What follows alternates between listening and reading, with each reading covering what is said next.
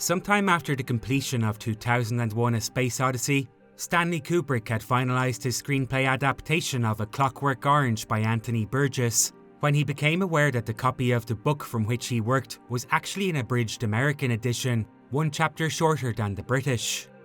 Of discovering the chapter's existence, Kubrick remarked that he never seriously considered adding it to his screenplay, and even went so far as to imply it was superfluous. But by omitting it from his picture, it's possible that he gutted the story of Anthony Burgess's original intent. Specifically, the idea that a delinquent thug named Alex, whose crimes are charted across both versions, is capable of choosing good.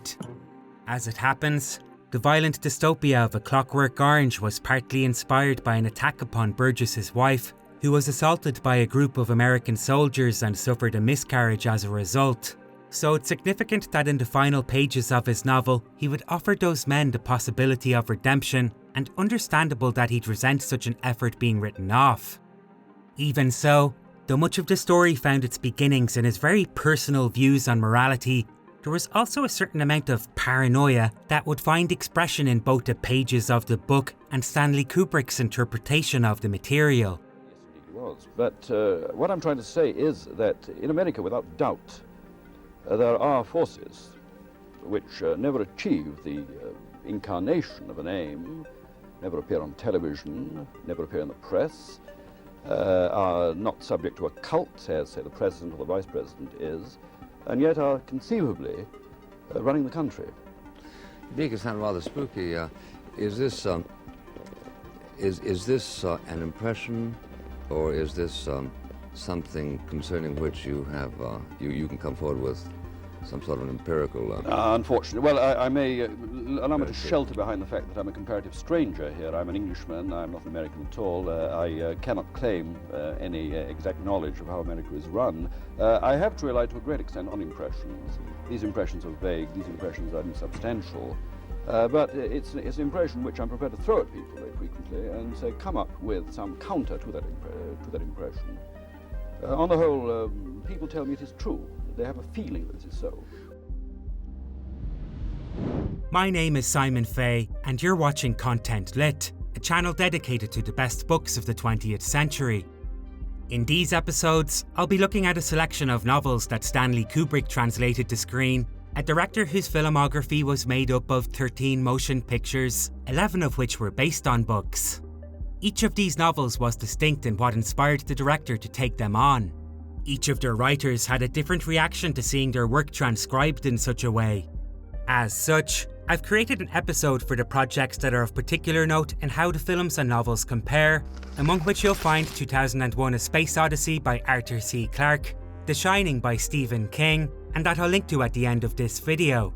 But for now, I just want to concentrate on one of the more controversial selections, A Clockwork Orange by Anthony Burgess, a story that perhaps best highlights how the relevance of the literary form was usurped by cinema, but that in either case explored troubling questions that didn't necessarily have any reassuring answers. Before we get to that though, I should probably explain how an orange could have clockwork and what that could mean for you.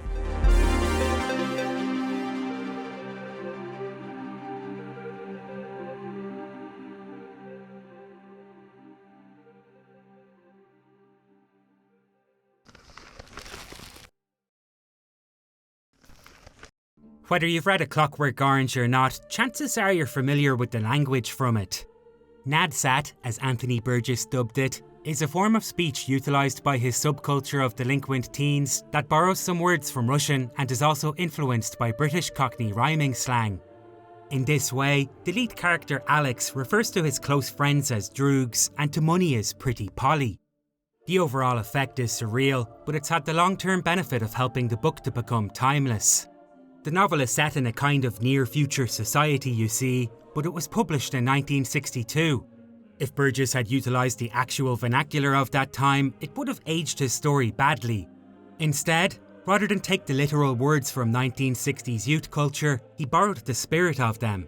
That is, he created a language to show how a generation of 15-year-olds could cement a bond within their ranks, exclude authority figures, and that in the context of their fictional world demonstrates their growth out of adolescence as a generation of even younger teens come up behind them with their own mangled form of the English language. Moreover, A Clockwork Orange is written in the first-person perspective, so Nadsat isn't just something you're exposed to in snippets of dialogue. The entire book is so dense with it, in fact, that it can feel a little impenetrable until you begin to parse its meaning and actually feel more immersed in the story as a result. Though to say that this is all the Nadsat language adds to the novel is an understatement. What's it going to be then? It's a question Alex hears at the beginning of A Clockwork Orange and is asked a dozen times more in the course of events. At the outset, it refers to what he would like to drink, but as he looks across the bar, it's apparent that the question is a lot more loaded than that. For starters, the drinks they have to choose from are all different forms of milk, laced with drugs that will either fuel their violence or send them on artificial religious trips that would leave them tranquilised where they sit. Alex loads the latter option, disgusted by the broken individuals who've given themselves over to the sorry state. What he finds beauty in is the active destruction of the world. As such, when he and his fellow droogs knock back their poison of choice, it's with the goal of assaulting numerous people. On the street, they attack an elderly scholar and rip apart his books. At a local shop, they don the masks of historical and popular figures such as Henry VIII and Elvis, demonstrating a further perversion of culture before they brutally attack the shop workers and consider violating an elderly woman as she lays disabled on the floor. Throughout it all, Alex celebrates the sight of blood in orgasmic delight, which you could certainly think is the reaction of a clinical psychopath, but might not be too far off the thinking of an actual delinquent teen. This is because as adolescent males develop, many show a temporary decline in cognitive empathy between the ages of 13 and 16. Now, obviously most kids don't go around committing acts of such frightening violence, but it does bring to mind Alex's detachment from the consequences of his actions. To this end, the Nadsat language is also utilised to demonstrate his mental state, in that when he refers to events that would make anybody else break down in tears, he just refers to the sadness of them as boo-hoo-hooing. Moreover, whenever he refers to seeing blood, he actually uses the word vidi, which you could take as an abstraction of the word video, and that points to the flat media-like interaction he has with the world. Really, the people in it are just characters for him and his friends to torture through a screen of their adolescent haze, and if they're ever lectured on how what they're doing is wrong, they merely laugh it off as irrelevant to the fact that they're having fun. Cigarettes, for example, are referred to as cancers, which show how they're aware of tobacco's effects but smoke it anyway, heedless of the notion that they should care about their futures at all. In general, you could refer to this attitude as petulant, but it's a trait that they accept with pride, adopting yet more baby-like lingo into their dictionary of slang, so that jam becomes jammy wham and apologies become appy polylogies. This, along with the milk they drink, is a clever way of drawing attention to the toddlerish aspects of their behaviour over the more macho-oriented qualities you'd usually associate with their crimes, and which Burgess further emphasises in his version with the oversized shoulder pads they wear, and that Alex himself describes as a mockery of having real shoulders. It all just contributes to a subversion of the responsible, manly persona society expects them to adopt, and reminds me a little of how the Sex Pistols used to act in interviews, though I suppose that would be more a case of life imitating art than of art imitating life. Which one? Nothing, a rude word. Next question. Nonetheless, while Alex might insist on retaining some childish qualities, he is on the verge of adulthood, as the question at the beginning of the chapter implies, in that the assaults he commits are what he chooses to do and will result in serious repercussions. In another way, you could also take the infantile talk as Burgess making fun of teenagers for hiding behind such idiotic slang. In interviews, he actually stated he was disgusted with the cultural illiteracy of young people in general. As such, the book includes countless references to famous operas and other classical pieces, but many of them are fictitious, which I didn't realise at first and so took to mean that Burgess was lampooning any ignorant readers like myself who might have accepted the fact of their existence without further investigation. Worse still, as Alex constantly refers to us as his brothers while he narrates the tale, Burgess makes us complicit with the boy as we too choose to continue reading, a point which is underscored when Alex promises us yet worse things to come. Now, it's a quirk of human psychology that most people like to witness acts of destruction. In the introduction of the book, Anthony Burgess himself admits to have taken pleasure in writing some of the more despicable scenes, though it has to be said, in other interviews he claims that the process made him feel sick. Regardless, the fact that people enjoy violence is something he knew to be true. Horror and action movies allow audiences to revel in it as enthusiastically as the droogs do, without fear of causing actual harm. Combative sports get crowds of people to jump out of their chairs with excitement. And car crash entertainment, as the popular phrase goes, indicates how in day-to-day life we're compelled to stop and watch a disaster unfold.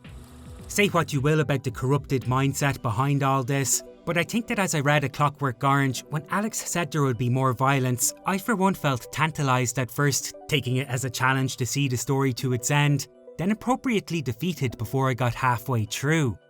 In point of fact, as the book continues, it doesn't take long for Alex to make good on his word.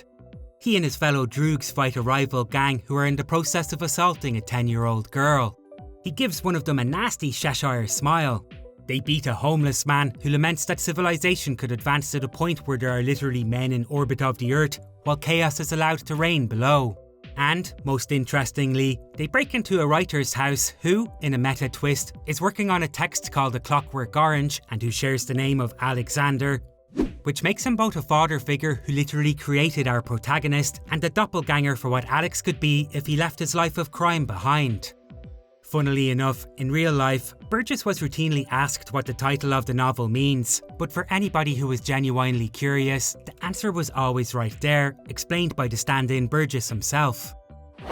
A Clockwork Orange refers to the attempt to impose upon man, a creature of growth and capable of sweetness, laws and conditions appropriate to a mechanical creation.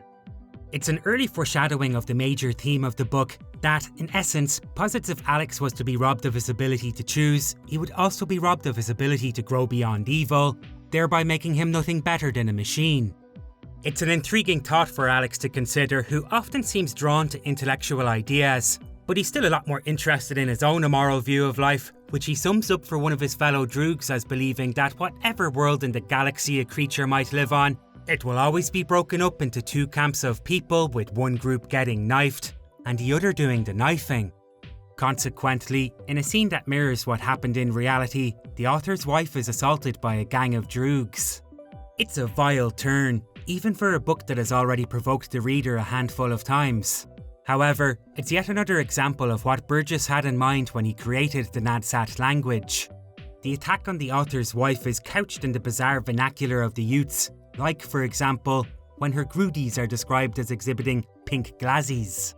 As a result, rather than get a beat-by-beat account of how these two innocents are violated, it's through a fog that we understand exactly what's happening until Alex sums up in plain English just how bad a state their victims are left in, which at such an early stage of the story forces us to ask why Burgess would want to expose us to such disturbing subject matter. To begin with, you might wonder if the point of the narrative is to root out the motivations of these evildoers. The book showcases a world where the state is a soulless entity that exists to exercise whatever petty control it can over its citizens. Given that much of the British youngsters' slang has been taken from Russian, you can also interpret the language's use as a sign that the Soviet Union of this world has spread its tyrannical influence to the UK. Alex's mother, for example, is legally required to work at a state mart, while Alex himself is hounded by a post-corrective officer who only wants him to go to school so that the boy won't become a black mark on his record. At the same time, there is clearly some kind of free market at work. The media blitzes Alex with advertisements for high-tech products that he has no interest in, alongside news stories about war, sports personalities, strikes, and other forms of ultra-violence.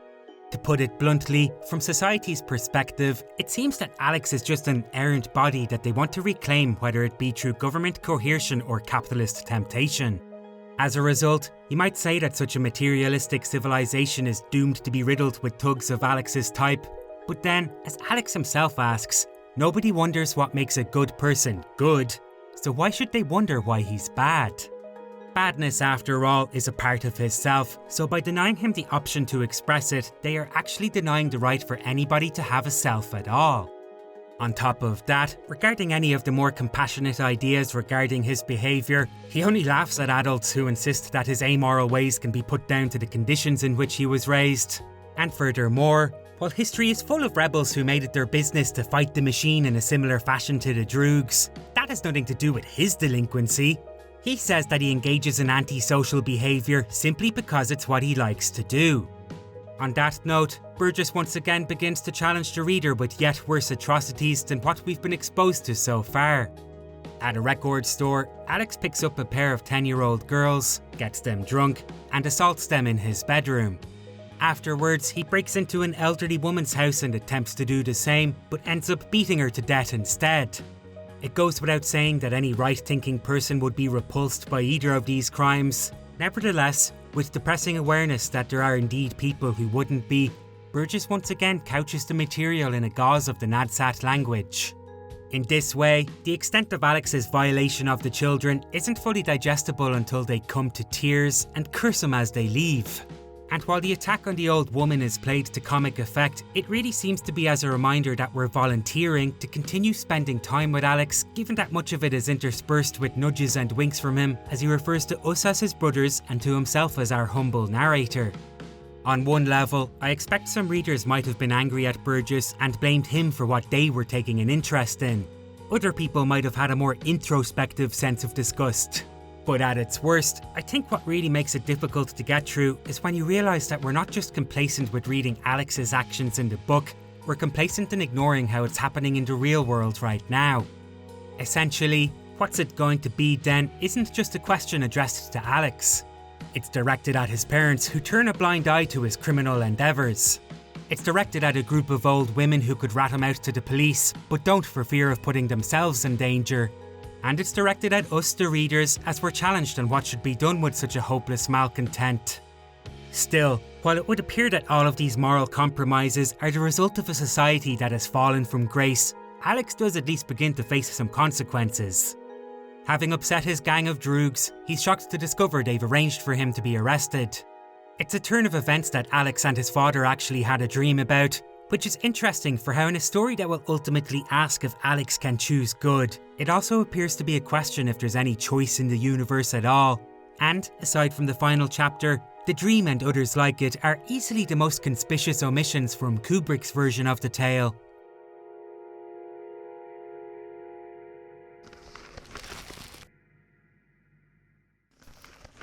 The opening shot of the first Clockwork Orange adaptation sees a slow zoom out from the main character's face. It was directed by Andy Warhol 6 years before Stanley Kubrick created his own version of the story, in which he chose to begin the film in the same way.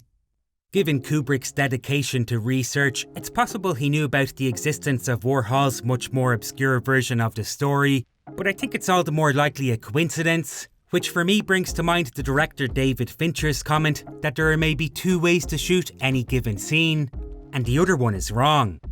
In spite of that, the shot is notable in Kubrick's filmography for being what most people would agree was the first time he truly honed the Kubrick stare, a facial expression characterised by the downward slant of an actor's forehead coupled with the crack of an unhinged smile, and that you could actually argue was first spotted in Alfred Hitchcock's Psycho. You could interpret this as Kubrick taking the baton from Psycho, in that while that film ends with the knowledge of just how unhinged its villain is, A Clockwork Orange begins with that knowledge. Though generally speaking, Kubrick didn't really engage with other directors' work in such ways. In other words then, even when Kubrick constrained himself to using the same ideas as somebody else, he found a way to make them his own. Indeed, there's another shot in Kubrick's version of A Clockwork Orange in which Alex comes across a music collection that includes a piece from 2001: A Space Odyssey. In my other video, I mentioned how with the selection of classical music Kubrick chose for that film, he actually ended up putting his stamp on some of those pieces, in that, once you've seen the thing, it's impossible not to associate something like the strains of Also Sprach Zarathustra with it. Here that fact is perhaps accidentally alluded to in how the vinyl cover refers to the track as the theme music of 2001, rather than as the work of the composer Richard Strauss. So, in a similar manner to how he managed to own most aspects of his film work, Kubrick often had a strong enough vision that whatever novel he adapted, his version would tend to usurp that of the original authors. Of course, there are exceptions to the rule. For instance, however successful his adaptation of Lolita was with critics of the day, it's undoubtedly a much shallower version of Nabokov's more nuanced tale. And, as I discuss in my other video, Stephen King's The Shining also has plenty of reasons to be considered a more realistic take on the nature of abuse than Kubrick's spin on the material. With A Clockwork Orange, though, the adaptation is usually thought of as one of the instances where the director managed to make a slight improvement on the source material, if only for abandoning that chapter which many people still believe was unnecessary to include. That said, I think the comparison between the two versions is more complicated to the extent that it's worth examining how some of the smaller details diverge as the movie plot progresses. As Alex is arrested, his journey towards becoming a more reliable cog in the civilization machine takes another lurch forward when he's locked away and assigned a prisoner number. Justice appears to have been served. All the same, no matter how badly his character is acted in the film, we don't really have as much reason to be disgusted with him as we do in the book.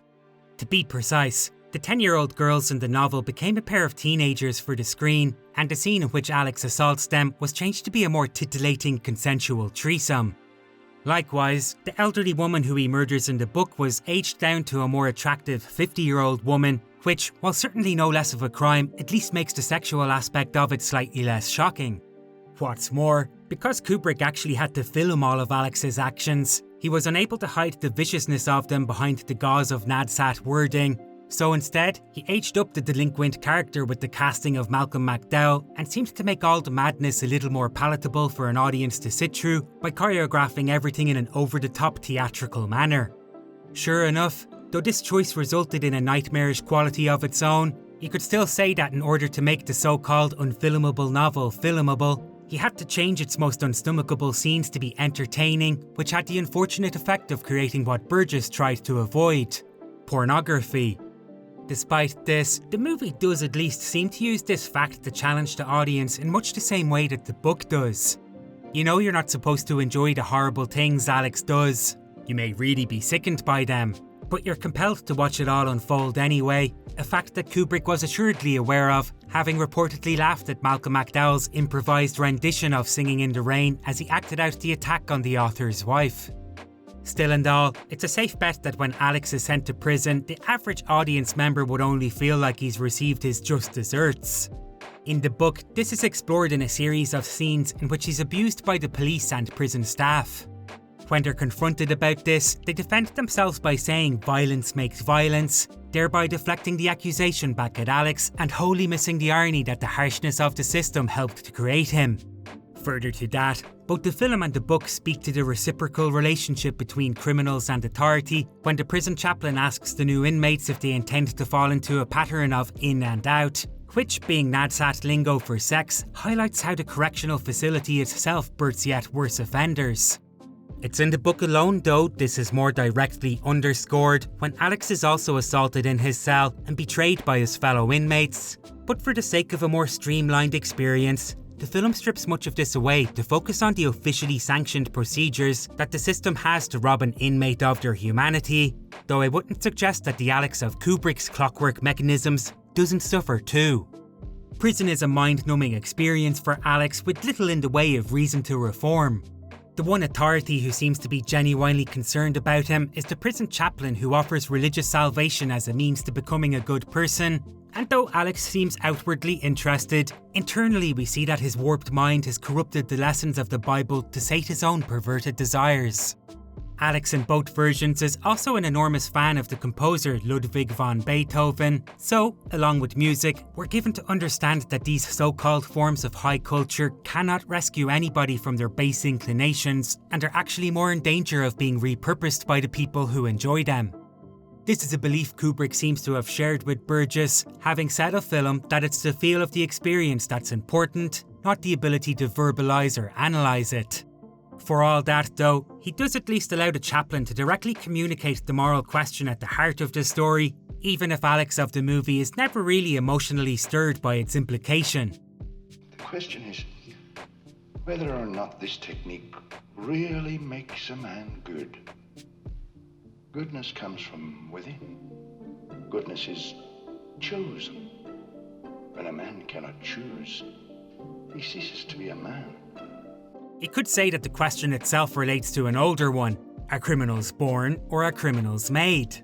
However, with the field of psychiatry's intense focus on these two ends of the spectrum over the course of the 20th century, Anthony Burgess identified a new take on the theme in that of the question, if a person could be forced to be good, would they really be a good person?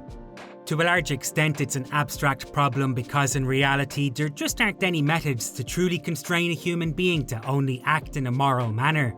But since this is a science fiction story, both Burgess and Kubrick were able to explore it through a fictional therapy known as the Ludovico technique, which essentially conditions an individual to be repulsed by any kind of violent behaviour. For Alex, who volunteers for the procedure, this means that he is pumped full of a nausea-inducing drug and forced to watch a series of disturbing film clips in which many of the crimes he'd usually enjoy are played alongside images of war and destruction. The experience is unsettling, masterfully captured by Kubrick, who had McDowell's eyes pulled open to such a painful degree the actor ended up having one of his corneas scratched.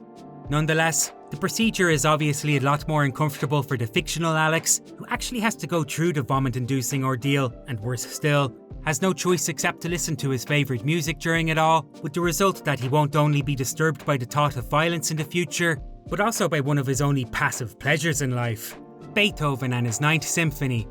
That is to say, the Ludovico procedure works. As Alex demonstrates to a panel of scientists, prison authorities and politicians, he's completely incapable of attacking anybody or of defending himself from harm. For a crime-riddled society that prefers quick political solutions over introspective thought, it would appear they've landed on the perfect fix. And with Alex now the innocent in the story, the audience is impelled to go through the unusual experience of having to sympathise with the boy. In particular, as Alex is released from prison, though he undergoes a series of poetic justices at the hands of each of his victims, the world's tiniest violin begins to play, as if to say, yes, we are being asked to feel sorry for him, but only insofar as it serves to reaffirm the satirical quality of the work. Of all this, you can really just give Kubrick his kudos. The tone of the piece is pitch perfect. As ever, he sleuthed down the weight of the novel by skimming over some ancillary themes, such as how sexual violence is often used by men as an oppressive tool against other men, and added some material on Alex's journey through the bureaucracy of the prison system instead. Though in all fairness, the film plot marches along confidently enough in its own way. After most of Alex's victims have punished him, he's rescued by the author whose wife he attacked and is roped into a political scheme to highlight the overreach of a state that has literally poked around inside his head and altered the inner workings of it to better suit its needs. Good intentions notwithstanding, as enlightened to the problem as these political revolutionaries claim to be, they hardly appreciate the extent to which they intend to use Alex for their own purposes, and anyway, prove themselves to have just as much of a vindictive side as any thug when the author realises it was in fact Alex who murdered his wife and attempts to drive him to suicide by forcing him to listen to Beethoven's Ninth. And so, the film builds to its crescendo in which the disgusting extent that the government looks out for its own interests is shown when they bribe Alex with the promise of a lucrative job, if he agrees to toe the party line when it comes to discussing how they violated him with the press. In the end, Kubrick seems to leave the question of whether it was right to turn the boy into a Clockwork Orange up to us. In every respect, the technique is a perversion of a person's basic human rights, but so was everything Alex had done.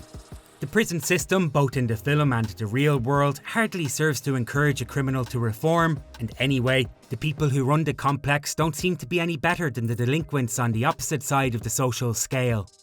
Besides all that, Alex has reverted to his previous miscreant state anyway, and is chuffed at the idea of becoming one of the ultimate droogs, in pay and service to the leadership of Britain. Envisioning a future for himself, it's as selfish and narcissistic as anything he'd imagined before, perhaps not as dangerous to the individuals around him, but certainly a sorry sign for the well-being of society as a whole. It's a gut-wrenching end. You definitely have plenty of reason to laugh, but it's difficult to picture people walking out of the cinema without shaking their heads in disgust in much the same way they would have if they'd seen Kubrick's film Dr. Strangelove at the time of its release.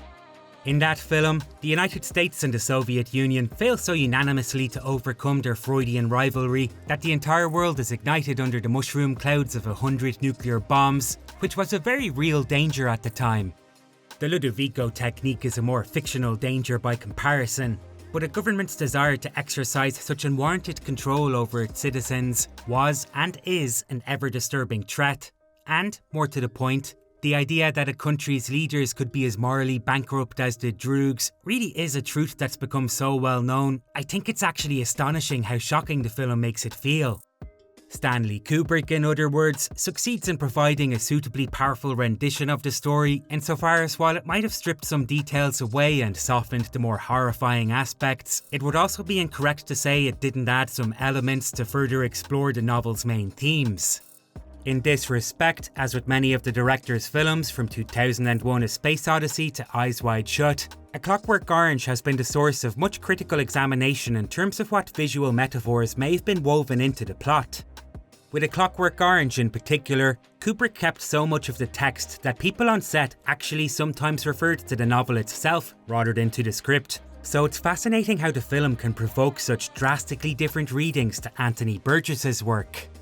Incidentally, the script that Kubrick himself referenced throughout the production inverted the usual screenplay format whereby dialogue is given more importance than shot descriptions, so that the action of any given scene was the primary focus, which you can take to mean his main interest was really in creating compelling imagery rather than utilising verbal communication to hint at the motion picture's main themes.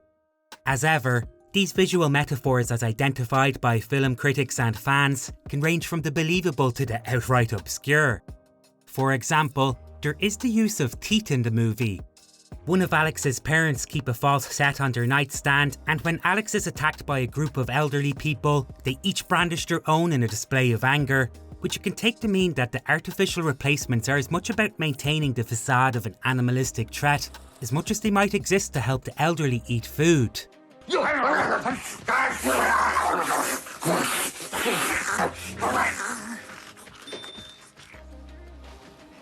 Similarly, I think the most interesting use of imagery revolves around Alex's cufflinks, a set of eyeballs that he wears on each wrist. In a film that never directly speaks about them, they're an unusual prop to draw so much attention to. One theory, as outlined in an extensive article on the writer Julie Kern's website, is that they act as an edible symbol. Her reading of it is rather complicated, so I'll just summarise my take on it as informed by her article, which, to be clear, is probably a lot more simple than what she had in mind. In the Greek myth Oedipus, an infant prince was sent away because his father was warned that his son would slay him. As the prince grew older, he also became aware that he was fated to kill his father, and so left what he believed to be his homeland behind and met a man who, unbeknownst to him, was his father, and killed him in a quarrel. Afterwards he married the queen, had a number of children with her, and discovered she was actually his mother, whereupon he blinded himself, went into exile, was swallowed by the earth and became a guardian of the land. In Kubrick's A Clockwork Orange, as Alex attacks the author, who lives in a place called home, the man is once again a father figure who Alex forces to watch as he has intercourse with the mother. By doing this, Alex is partaking in a life of crime which will eventually lead to him undergoing the Ludovico technique, thereby metaphorically blinding himself in that he is never able to watch anything violent again, and is further emphasised in how he doesn't go back to wearing his eyeball cufflinks once he's released from prison. Then, as with Oedipus, he goes through a type of exile from his old life until he experiences a form of death and becomes a protector of society, not as a spirit like in the myth, but as a delinquent reborn as a government employee. On top of all that, everything is preordained in the myth of Oedipus, which ties in well with the question of whether Alex has a choice in his actions even before he's warped by the Ludovico technique. If you're convinced by this brief analysis, then I recommend you check out Julie's complete examination of the movie, which, once again, is a lot more layered than mine, but you shouldn't stop there. The author of A Clockwork Orange still also represents a doppelganger for Alex, as demonstrated by the sound of his doorbell, which utilises the opening notes of Beethoven's Fifth Symphony, Alex's favourite composer. Who on earth could that be? There are also other interesting aspects of Alex's costume styling. Among the iconic imagery of American cinema, it helps him to stand out as one of the most recognisable villains of all time. In general, the costuming of he and the Droogs pushed the subversive quality of what Burgess created to an altogether more feminine level, with some of the Droogs wearing lipstick and Alex himself sporting that strange spider-lashed eye. It's been said that this represents the two sides of his modern character, the barbaric, murderous subconscious and the civilised outward personality that we are taught to portray, which would certainly line up with the themes in Kubrick's other work. You write "born to kill" on your helmet and you wear a peace button. What's that supposed to be, some kind of sick joke? No, sir. What is it supposed to mean? I think I was trying to suggest something about the duality of man, sir. The what? The duality of man, the Jungian thing, sir. In particular, I've seen Alex's eye described as looking like barbed wire, but to me, it brings to mind the image of a Venus flytrap. Once you're caught in that dark pool between the lashes, you're probably going to get eaten up. Furthermore, Alex isn't the only one who sports unusual clothing items. His fellow droogs wear other mutilated body parts, such as bloody nipples on one of them, and what appear to be the severed private parts of a woman on another, which on one level highlights their sadistic natures, but also ties in with the overall motif of the people in A Clockwork Orange being broken down into components separate from themselves. Alex's parents can be disassembled into that set of false teeth and ridiculous coloured wigs, for example, and artwork throughout the film focuses on aspects of the human form in grotesque and fetishistic ways, such that individuals seem to only exist as an assembly of organs and limbs. Beyond that, regarding the eyes in particular, I am also curious as to why one of them is featured so prominently in the triangle of the film's poster design, which, as many a stoner have pointed out, looks a lot like the classic symbol for an all-seeing eye and would point to the possibility of some kind of Illuminati message within the plot.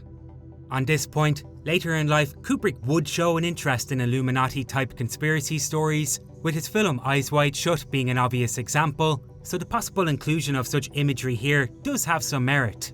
But just so there's no misunderstanding, I myself don't believe there is any kind of New World Order controlling the governments of the world, or that Kubrick was trying to direct attention to the actual existence of such a thing.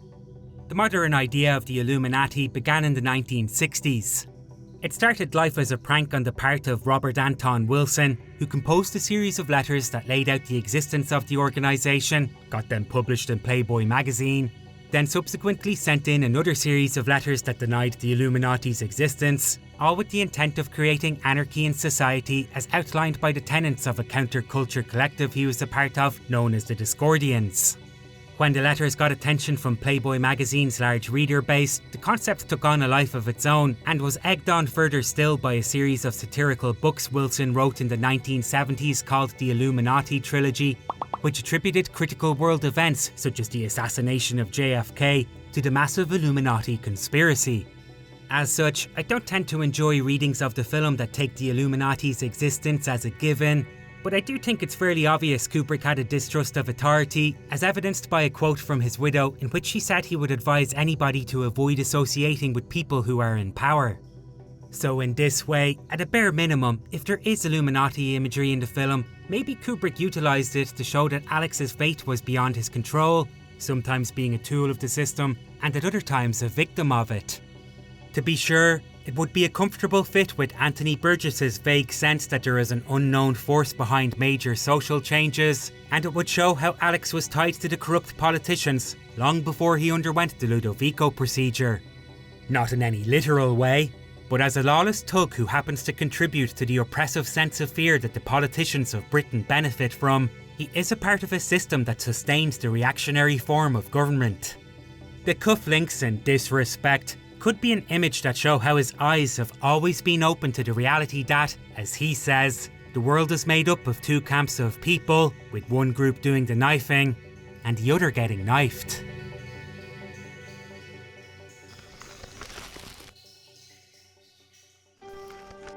Today, it remains a possibility that human beings do not have any free will. As contemporary scanning technology shows, it could be the case that decisions are made in our brains long before our conscious selves have resolved what to do.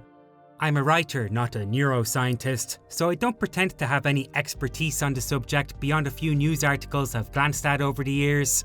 But in regards to A Clockwork Orange, it's an interesting one to consider because when you apply it to each version of the story, it seems to affect them in different ways.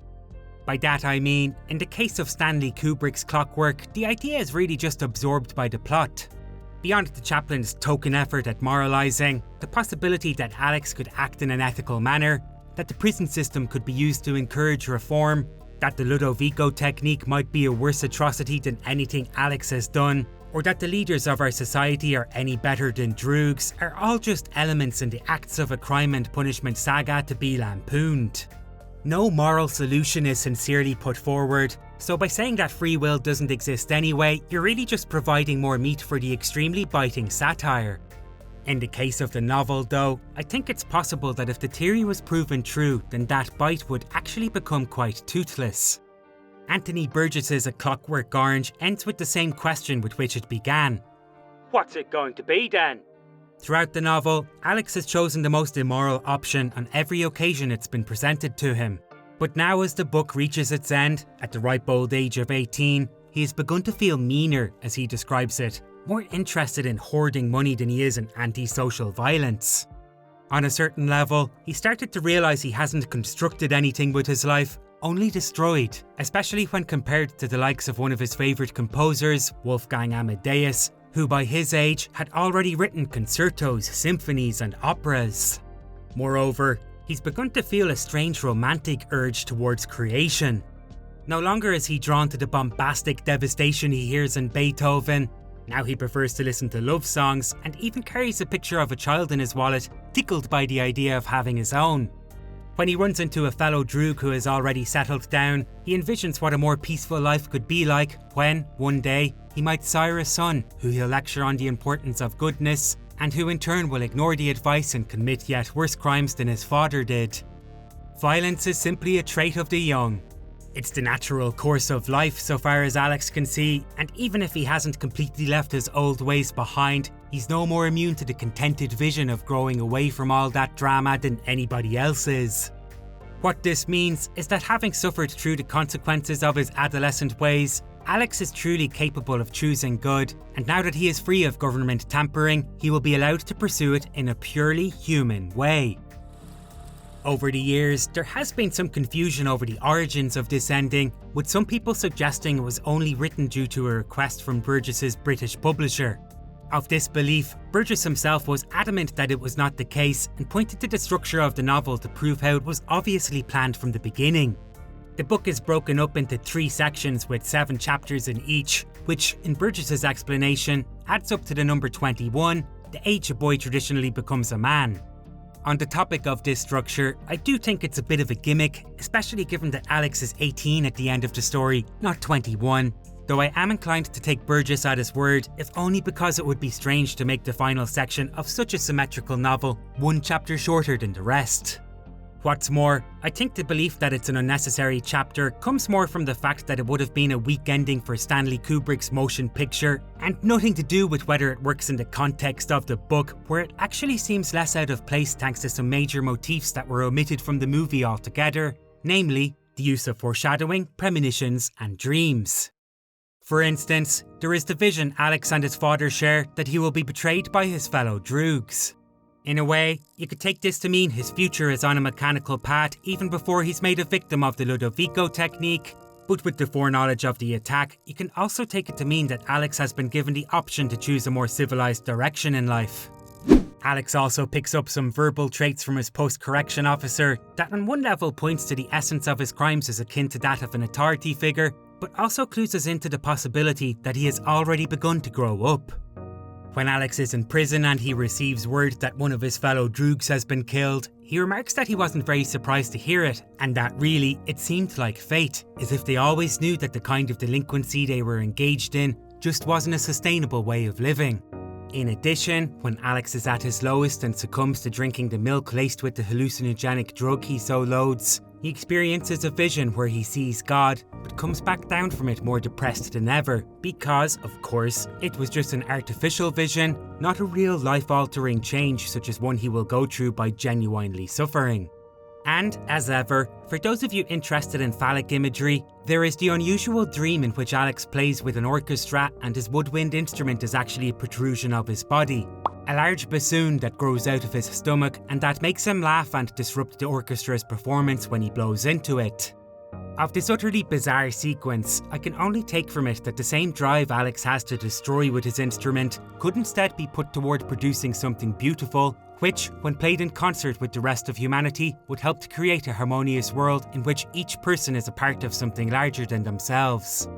So, whereas Kubrick's version questions the concept of free will by examining an infinitely evil character who will never ever choose good, Burgess does so with one who has always had the potential to be good, which, overall, has the counterintuitive effect of making the more vicious take on Alex a more redeemable one than the tamer Alex of the movie.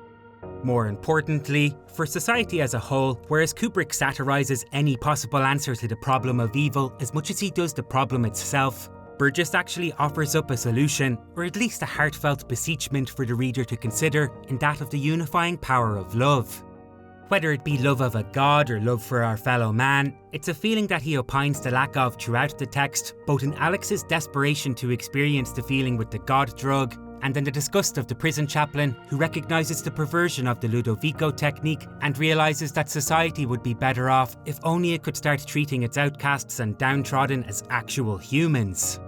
Further to that, there is the reality that Alex is essentially a fictionalised version of the men who assaulted Burgess's pregnant wife, and by allowing Alex the chance to be truly good, he is in a respect granting all evildoers of the world the possibility that they too could be capable of changing their ways. Now, all of this does somewhat temper the farcical aspect of Burgess's version, but it at least gets one last dig in on itself when Alex considers the benefit of being good and laughs it off as just another load of shit, even as he moves towards the ideal. This does leave us with the problem of Burgess's work being made redundant if it's ever definitively proven that we as a species don't have any free will. Even so, though at the time of Burgess writing A Clockwork Orange, I can't say whether the progenitors of neuroscience would have believed that they could ever seriously study whether there was a deterministic quality to our mental processes. I do know that the question is probably a bit older than that of the modern scientific method, and that Burgess himself was most likely aware of it. During the Reformation period in Europe, many new religious organisations branched off from the Catholic Church. One of the questions that divided them was that if God was omniscient, then wouldn't that mean he already knows who's going to commit a sin? For the new religions, that would mean that a bad person was always going to do the bad thing, but for the Catholics, it still remained a matter of free will and choice. Anthony Burgess was raised Catholic. At times he described himself as an unbeliever or a lapsed Catholic, but regardless, he took a great amount of interest in the faith, and it's hard not to see that interest show in his version of A Clockwork Orange. Asked about his religious views at the end of his life, he said, Christ used the term the kingdom of heaven. It is a metaphor. I don't think it refers to a real location. I think it is a state of being in which one has become aware of the nature of choice, and one is choosing the good because one knows what good is. Further to that, in another interview, Burgess stated that the novels he'd written are really all medieval Catholic in their thinking, and that people just don't want that today. All of this is to say, I don't think this means Burgess's ending makes it a weaker story than Kubrick's, only a weaker satire. For however much it addresses the mechanistic aspect of our lives, it leans towards the concept of free will as a truth, and as such, lets its protagonist live in a world that from the very beginning gives him the ability to choose a more righteous life, and creates a narrative that will push him toward doing just that. On a more personal note, for me this isn't negated by the idea that we don't have any free will, because even if that's the case, we need to act like we do anyway, but each to their own in that respect. Meanwhile, with his film, Kubrick didn't really allow for the possibility of choice to be considered in any earnest manner, and as such, was correct in thinking the original ending would have felt tacked on once he removed each of the plot elements that led to it. All told, I do think Kubrick's version has a much bigger impact on the viewer and a more devastating message overall, which goes a long way to explaining the greater amount of controversy the film experienced. Though as I suggested before, I think that's as much down to the increased influence of cinema on the masses as it has to do with their lack of interest in Catholic philosophy. On this point, it's funny when you consider the fact that the novel, which includes far more depraved scenes of assault on both children and the elderly, didn't actually cause much of an uproar at the time it was published. Of the mainstream critics in the United Kingdom, for example, many newspapers recognised it as offering a unique perspective, and, at the very least, was an entertaining read. Upon the release of Kubrick's film, though, a wave of outrage overwhelmed the country. Teenagers across the UK had supposedly taken to committing a number of copycat crimes. As is typical of such moral panic, there was little in the way of verifiable evidence that any incident could be linked to the film, but that hardly stopped the newspapers who had previously given the book admiring reviews from spreading such tales. Today, the question of whether a piece of media can be the source of antisocial behaviour has apparently been answered in a series of studies that showed even violent video games don't have that power.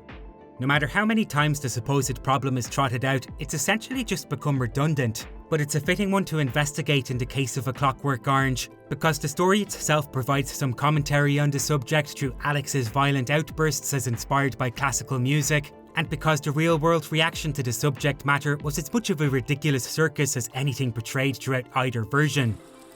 Back then, even without the evidence of psychological studies, Kubrick defended the film by saying that people cannot be made to do things which are at odds with their natures. Still, there was a small amount of irony in his statement, given that he would eventually have A Clockwork Orange pulled from theatres when the life of his family was threatened, presumably spurred on by another form of powerful media, the self-righteous newspapers themselves. But that's neither here nor there. After the film swept across the world, A Clockwork Orange became a brand name for delinquency and a book that schools and libraries felt inclined to react to in a standard way for such community institutions, with little regard to rational thinking. The novel was banned in a small handful of places, thereby labelling it as a taboo young adults should not read, thereby making it something young adults would want to read, and subsequently giving aspiring literary rebels the reassurance that the written word hadn't lost the power to shock and offend. Suffice it to say though, this wildfire of conservative reaction just wouldn't have sparked off if it had never been turned into a film. It might not have become so intense if it hadn't been a big name director such as Stanley Kubrick at the helm. Of all this, the author appears to have taken it in his stride, but only barely. A Clockwork Orange, as it happens, was written in a mere 3 weeks. Anthony Burgess had been diagnosed with a brain tumour and so committed himself to writing a number of short novels in an effort to leave some sort of mark on the world before he died.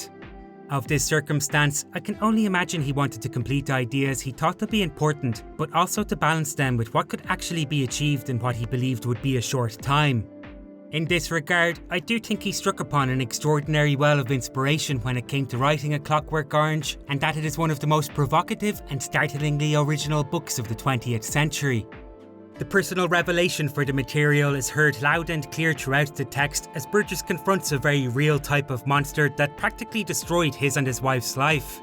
The Nadsat language itself was utilised towards a number of fascinating literary ends, which, though it was mostly transcribed to the screen verbatim, was robbed of much of its original point due to the fact that Stanley Kubrick chose to portray or omit incidents that the language was constructed to obscure.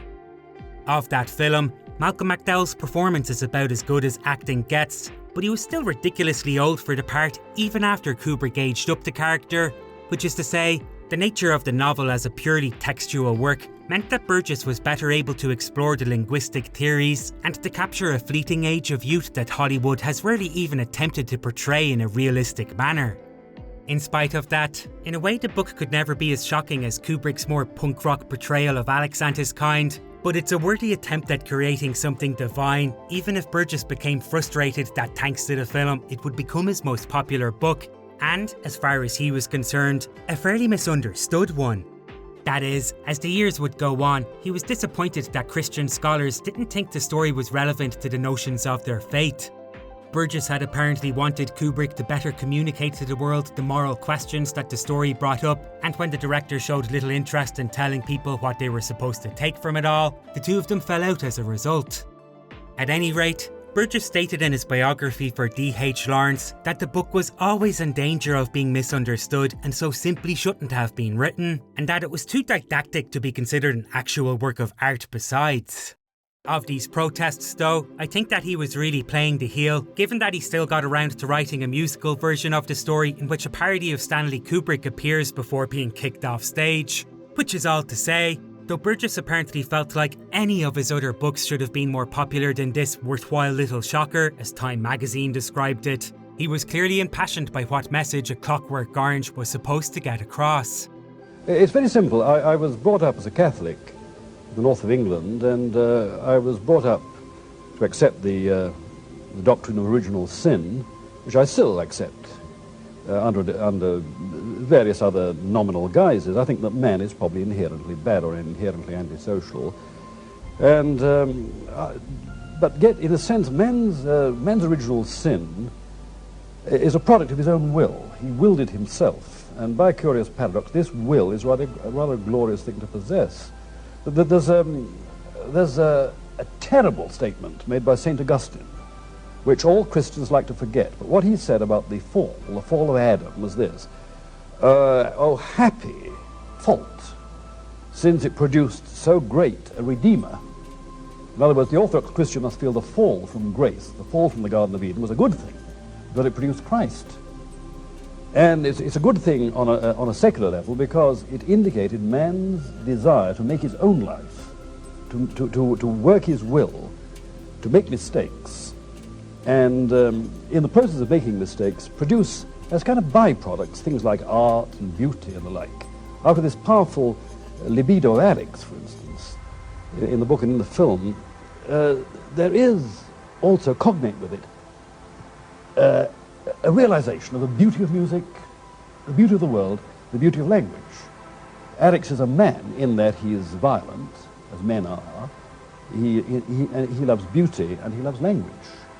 And these three things go all together. If you produce a human being without the will to do evil, if you produce a human being without the will to do anything, and certainly not the will to create. So this is not, in my view, a gloomy view of man at all. It's a fairly realistic view of what man is like. And the book and also the film represent a kind of fabulous treatment of this human condition. It is not the future, really. It can be the future if you will. It's just a period of time which is at a slant to real time. I'd like to end this episode by speaking a little more about Kubrick and Burgess's relationship with one another, which was, so far as I can tell, as contentious as many of the others Kubrick would have with the authors he enlisted. Kubrick, in the case of A Clockwork Orange, wrote the screenplay for the motion picture alone. He only phoned Burgess once in the course of making the film, and the subject of the conversation had nothing to do with the book. Burgess, for his part, would go on to voice his opinion that the film was indeed a more pornographic version of his work, but before they fell out over the supposed Christian merits of the story, they apparently went on to gain some respect for one another, given that Kubrick asked Burgess to write a novel about Napoleon on which they could base a screenplay. That novel, according to Kubrick, turned out to be something he couldn't turn into a film, but I for one intend to read it, if only to enjoy a deeper understanding of both the writer and film director's minds. To this end, I'd also like to suggest you check out the YouTube channel Cinema Tyler, whose production history videos on Kubrick's films were an invaluable resource in the creation of these essays. As ever though, if you'd like to hear me ramble on a while longer, I have two other videos about books that inspired Stanley Kubrick: The Shining by Stephen King and 2001: A Space Odyssey by Arthur C. Clarke, the links for which are appearing on screen now and are pinned in the comments below. I'd threaten to give you a tall chalk across the Gulliver if you don't click one of them, but if the YouTube Bruise boys ever learned NADSAT, I'd probably get banned. Until then.